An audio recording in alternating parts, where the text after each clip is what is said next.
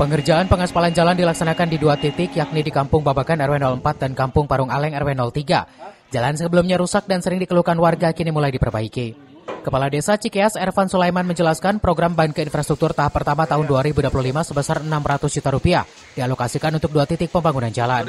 Untuk pengaspalan jalan di Kampung Parung Aleng RW 03 dengan volume panjang 1.411 meter, lebar 2,5 meter, dan ketebalan 0,3 cm saat ini sudah rampung dikerjakan. Sementara di Kampung Babakan RW 04 Cikeas dengan volume panjang 1.961 meter ditargetkan selesai pada Oktober 2025.